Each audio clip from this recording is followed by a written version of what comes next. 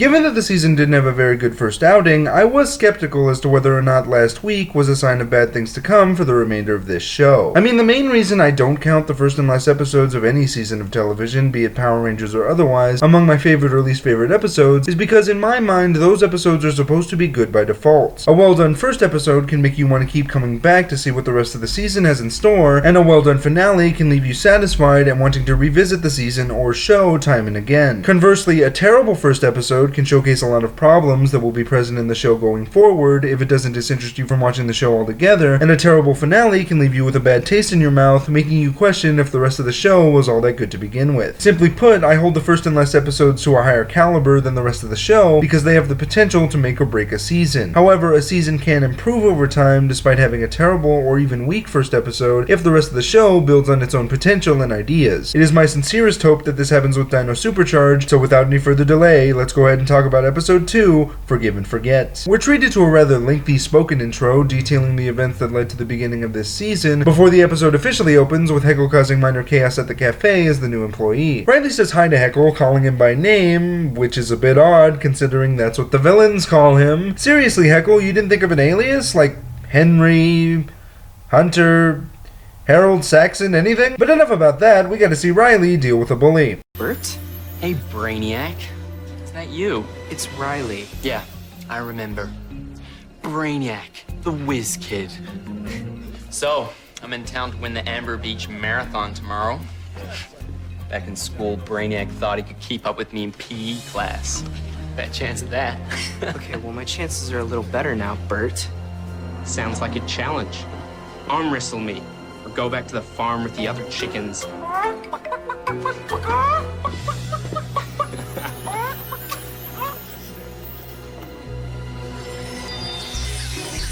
Game on, Bert. You are cruising for a losing. I think you mean cruising for a bruising. Not losing. Whatever. I was never good at math. Ready, set, go. Go. Come on, Bert. Get him, Bert. Yeah. Push it. Come on. Push it. Come on. All the way. Come on. Push it. Riley, you may not know this, but Now that you have become Power Rangers, you must follow 3 basic rules or lose the protection of the power.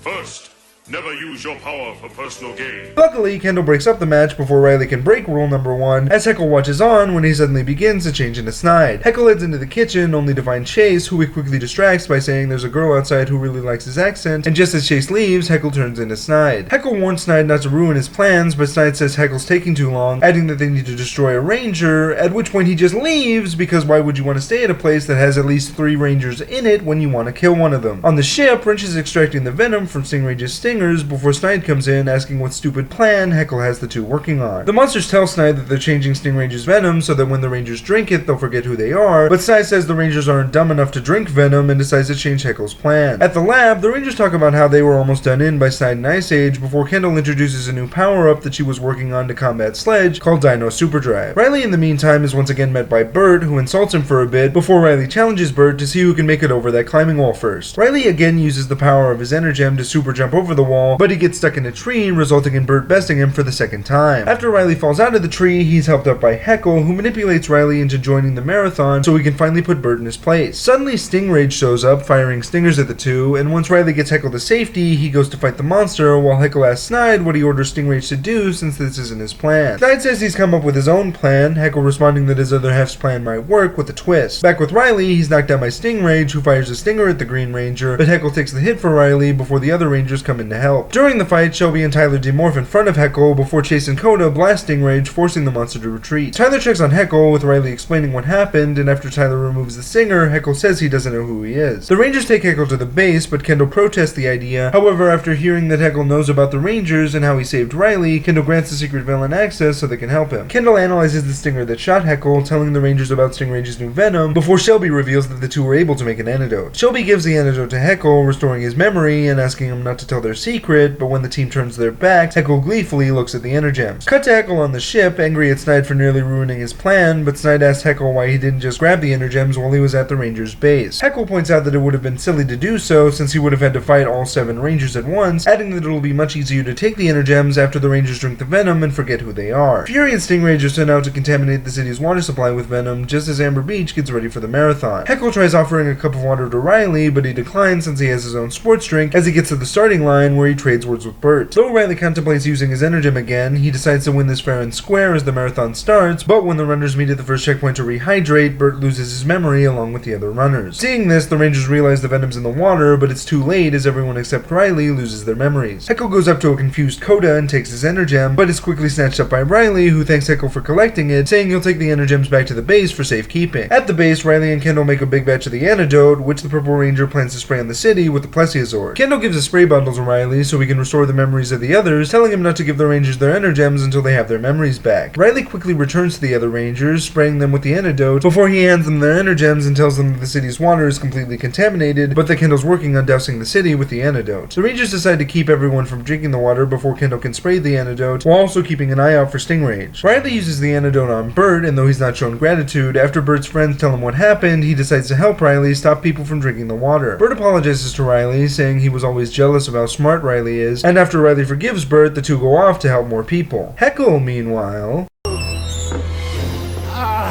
Finally, the Energems will be mine. What? They're gone? That's impossible. Riley said he was bringing them to the base.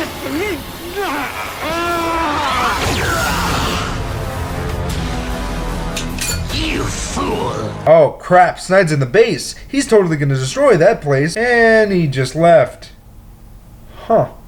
By the way, where's Keeper in the middle of all this? Cut to Kendall spraying the city with the antidote, but her efforts are fruitless as she sees Fury and Stingrage contaminating the water even more, at which point she tells Tyler of the situation, adding that Dino Armor X now works with Red Power. The Rangers meet Fury and Stingrage on the dam, where they engage in battle with some Viveks. After the Rangers take down the Viveks, Sir Ivan goes one-on-one with Fury, while the other Rangers focus on Stingrage. Well, I guess the show abandoned that whole Tyler Fury thing. Alright. Sir Ivan defeats Fury, while Tyler uses Dino Armor X to drill through Stingrage, who calls for the Magna Beam as he jumps off the dam. The Rangers call on the Pararaptor formation of the Dino Charge Megazord, and also activate Dino Superdrive to take on Stingrage. The new mode does actually look cool from a design standpoint. The helmets without the mouthguard are particularly awesome, and while I would prefer the armor wasn't in so many individual pieces, as is, I can dig it. In Superdrive mode, the Rangers are able to take down Stingrage, and after the fight, Fury orders Curio to fill up cups for a toast that Heckle wants to make, but Curio mistakenly fills the cups with the venom from a container left by Stingrage. When Heckle makes his toast, he tells the monsters that he's found the location of the Rangers' base, and that they'll all go storm the place to take the Energems, but everyone forgets what they were talking about when they drink the venom. Back at the marathon, Riley and Bert finish last, with the two trying to figure out who should cross the finish line first, and the episode ends with them both crossing together, Riley cheering for last place. This episode isn't perfect, but it's marginally better than the first episode of the season. There's more focus put on the new direction that the show is going in, and a lot of the ideas presented here are potentially fascinating. I particularly like the idea of Heckle whispering in the ears of each of the Rangers, manipulating them for his own nefarious purposes. It shows just how effective a villain like Heckle can be, and his plan very nearly succeeded, he just happened to be at the right place at the wrong time. Snide, on the other hand, isn't nearly as compelling nor effective. He seems like your standard destroy the Rangers and the planet type of villain, but outside of being really menacing, he again doesn't do that much. However, since both these characters with drastically different ideologies are constantly fighting with each other over how to accomplish their goal, it does make this episode feel like it's more than just filler. Speaking of, the character bits in this episode are actually handled fairly well. It's a Riley-focused episode, and you guys know how much this character is a mixed bag for me, but I think I finally come around to how the show wants me to view Riley. Sure, he grew up on a ranch helping his family, but he's incredibly intelligent, and the reason he wanted to leave the farm initially was because he saw himself with more potential than just being a farmhand. And while I didn't much care for him using the Energem to cheat against Bert at first, I think the episode plays it right by not having Riley beat Bert in anything even though he's using his Energem, better illustrating the message that cheaters never win. Still, there are a couple of nitpicky things in this episode, like Snide just up and leaving the cafe and the lab, lab, even though he can cause major mayhem in both places, and also the strange absence of Keeper, even though a villain has infiltrated the base. However, I do have one legitimate criticism for this episode, since it's not really made clear how Stingrage's venom affects Heckle. I know it doesn't completely erase his memory like it does the Rangers because of that scene near the end, but I was left questioning if Heckle still knows where the base is, or if he forgot that as well. Based on this show's track record, I'd say that he most likely doesn't remember the location, but I guess we'll see where the show goes from here. Overall, this is a good episode. It's not great, and it does have some problems, but it uses his characters effectively for the most part, and introduces some elements that are potentially interesting moving forward. I'm Nick, aka Iron Man 1993,